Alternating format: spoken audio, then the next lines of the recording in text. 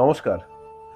বাঙালির ক্যালেন্ডারে এমন একটি ভোর আসে যা সারা বছরের অন্য সব ভোর থেকে একেবারেই আলাদা। আশ্বিন মাসের কৃষ্ণপক্ষের অমাবস্যা, এই দিনটি মহালয়া। এই ভোর মানেই চণ্ডীপাঠ, শঙ্খধ্বনি আর ঢাকের আওয়াজে ভরে ওঠা এক নতুন সূচনা।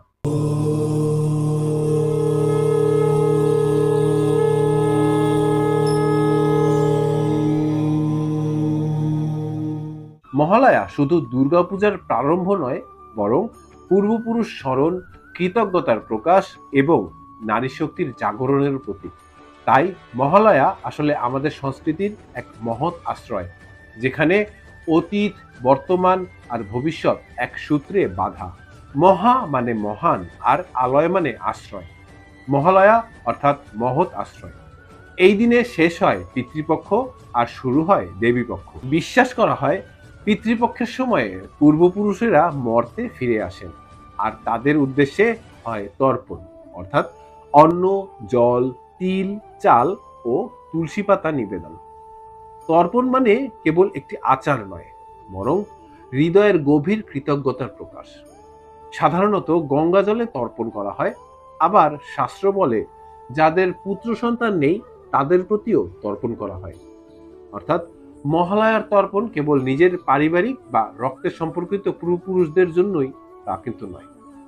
শাস্ত্র বলে এই দিনে যখন আমরা অন্ন, জল, তিল ও তুলসী অর্পণ করি, তখন শুধু আমাদের পরিবার নয়, সব পূর্বপুরুষ, সব জীব, এমনকি প্রকৃতির ক্ষুদ্রতম উপাদানও তৃপ্ত হোক, এই কামনা করা হয়। মহাভারতের কর্ণ কাহিনী এর প্রমাণ। কর্ণ জীবিত অবস্থায় অসংখ্য সোনা, রত্ন দান করেছিলেন, কিন্তু কখনো খাদ্য দান করেননি। মৃত্যুর পর স্বর্গে গিয়ে তিনি পেলেন রত্ন, কিন্তু অন্ন পেলেন না। তখন ব্রহ্মা তাকে পৃথিবীতে ফিরে এসে অন্ন, জল দান করতে বললেন। সেই থেকেই পিতৃপক্ষ ও তর্পণের প্রচলন। তর্পণের মন্ত্রেই উচ্চারণ করা হয় আব্রহ্ম স্তম্ভ পর্যন্ত জগৎ তৃপ্ততু, অর্থাৎ ব্রহ্মা থেকে ঘাসপাতা পর্যন্ত সব জীব তৃপ্ত হোক। এখানেই মহালয়া হয়ে ওঠে প্রকৃতি, প্রাণী, পূর্বপুরুষ সবাইকে একসঙ্গে সম্মান জানানোর দিন। পিতৃপক্ষের অমাবস্যা শেষ হতেই শুরু হয় দেবীপক্ষ, আশ্বিন মাসের শুভ শুক্লপক্ষ। বিশ্বাস করা হয় এই দিন থেকেই মা দুর্গা কৈলাস থেকে মর্তে যাত্রা শুরু করেন। মহিষাসুরের অত্যাচারে যখন দেবতারা দিশেহারা হয়ে পড়েছিলেন, তখন তাদের শক্তি মিলিয়েই জন্ম নিয়েছিলেন মা মহামায়া দুর্গা। শিব দিয়েছিলেন ত্রিশূল, বিষ্ণু দিয়েছিলেন চক্র, ইন্দ্র দিয়েছিলেন বজ্র।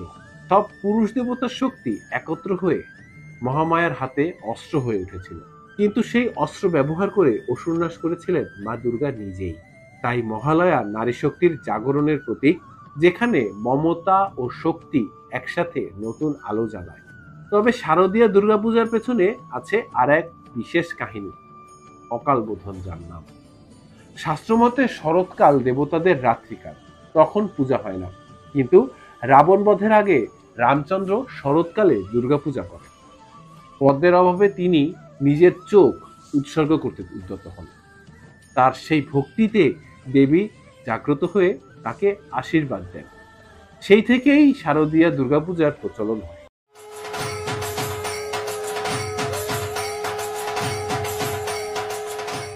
আর সেই শুরুটা হয় মহালয়ার ভোর থেকে। এই ভোরেই বাংলার ঘরে ঘরে প্রতিধ্বনিত হয় মহিষাসুর মর্দিনী। বীরেন্দ্র কৃষ্ণ ভদ্রের কণ্ঠে দেবীর বন্দনা যেন আজও বাঙালির হৃদয়ে রক্তস্রোতের মতো প্রবাহিত হয়।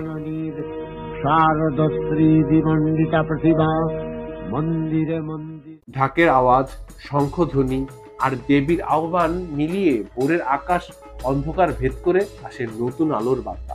মহালয়া মানেই একদিকে পূর্বপুরুষের আশীর্বাদ, অন্যদিকে দেবীর আগমনের আনন্দ। মহালয়া আমাদের শেখায় পূর্বপুরুষদের প্রতি কৃতজ্ঞতা, সমস্ত জীবের প্রতি মমতা আর নারী শক্তির জয়ের মহাগাথা। এই ভাবনা থেকেই শুরু হয় বাঙালির শ্রেষ্ঠ উৎসব দুর্গাপূজা। মহালয়ার সেই ভোর আমাদের মনে করিয়ে দেয় অশুভ যতই প্রবল হোক, শুভের কাছে তা পরাজয় অবশ্যম্ভাবী। আর সেই চিরন্তন সত্যিই শাস্ত্রের ভাষায় ধ্বনিত হয়, ধর্ম রক্ষতি রক্ষিত। অর্থাৎ যে ধর্মকে রক্ষা করে, ধর্ম তাকেই রক্ষা করে। সবাইকে মহালয়ার শুভেচ্ছা জানিয়ে শেষ করছি। নমস্কার।